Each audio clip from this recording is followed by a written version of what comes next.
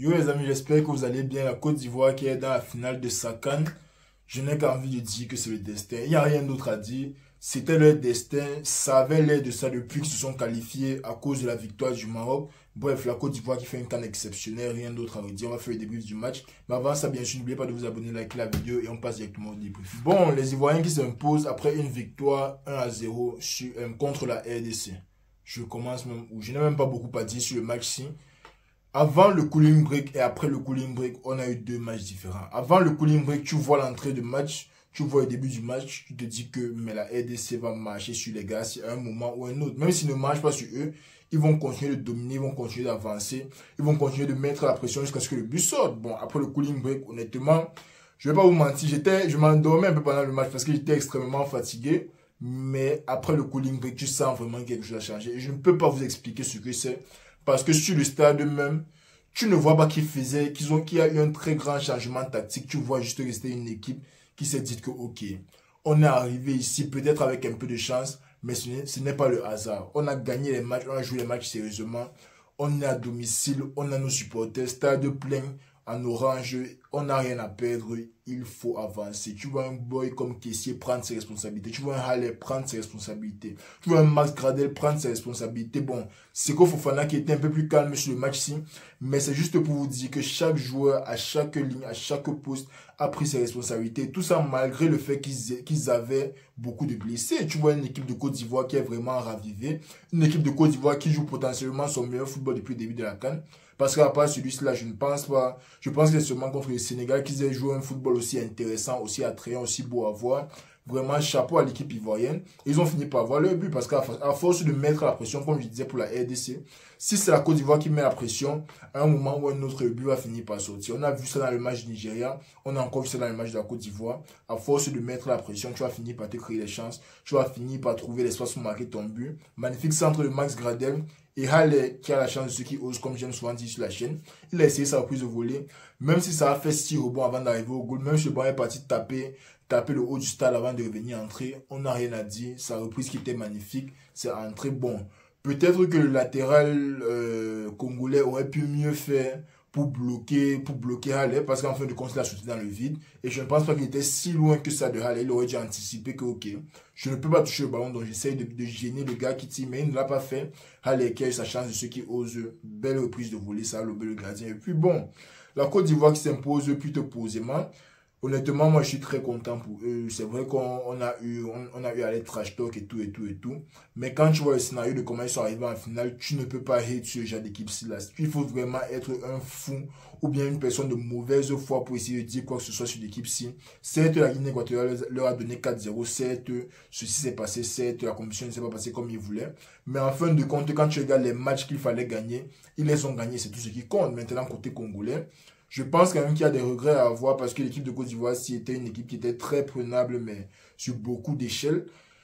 La défense, qui n'était peut-être pas le point le plus fort des Ivoiriens, moi je pense que c'est le milieu qui les a vraiment portés. Je pense que niveau offensif, côté congolais, il y avait mieux à faire.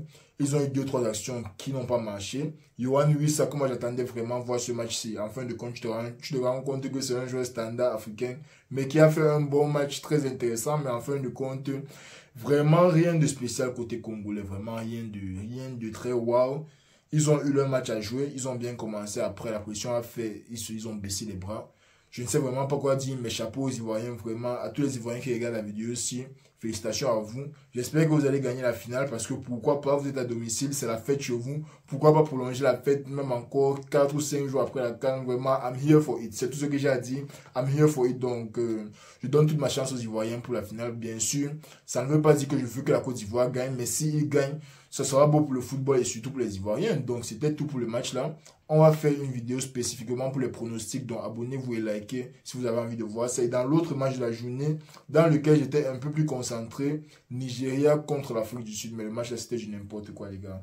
Le match là, c'est le premier match de la CAN que tu sentais que les Nigériens pouvaient perdre. Je ne sais pas si on dit Nigérien ou Nigeria, comme il y a le Niger aussi. Mais bref, c'était le premier match de la CAN où tu sentais vraiment qu'il y avait quelque chose à perdre pour le Nigeria. C'était le premier match de la CAN où tu tombais, où ils sont tombés, même pas, je dis même tu tombes sur...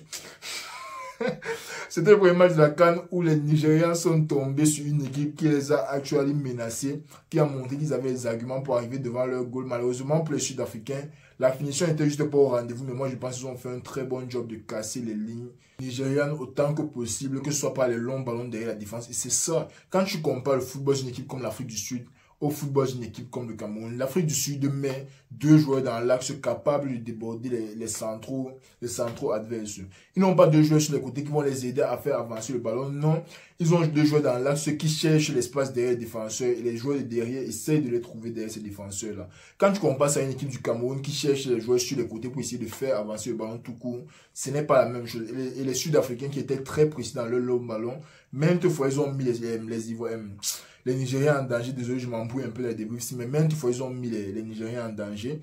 Ils ont su se procurer les espaces. La finition qui n'était pas au rendez-vous malgré eux. Je pense qu'il y avait un peu de panique, un peu d'hésitation dans les derniers gestes. Les frappes qui n'étaient pas toujours aussi sèches qu'elles devaient être. Mais celles qui sont arrivées, on doit donner le crédit au gardien nigérian qui a fait un très bon job de sauver son équipe pendant tout le match. Maintenant, les Nigérians qui ont fini par avoir leur but, parce que c'est pas parce que je parle des Sud-Africains que les Nigérians n'étaient pas dans le match, les Nigérians qui étaient bien existants dans le match. Ils ont joué leur football, ils ont provoqué.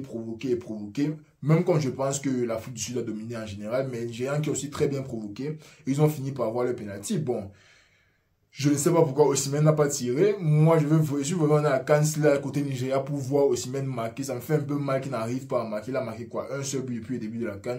Et c'était dans le premier match, si je me rappelle bien. Bref. Et comme qui a pris le penalty, très bien tiré, magnifiquement. Et après, l'Afrique du Sud qui continue avec la pression. Mais tout d'un coup, tu vois que le Nigeria marque un deuxième but. Le Nigeria marque un deuxième but sur une faute de l'autre côté.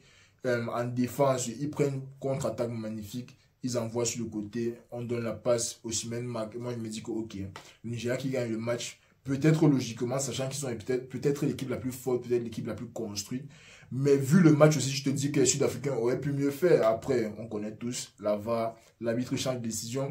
Il donne le penalty de l'autre côté. Et tu te dis que peut-être que c'est le match. Donc, la CAN, c'est une CAN de peut-être. Peut-être que si ça se passe, l'autre sinon va pas se passer. Peut-être que si l'équipe a une chance, ceci va se passer. Bref, l'Afrique du Sud qui a eu sa chance de marquer et qui a fini par marquer sur penalty.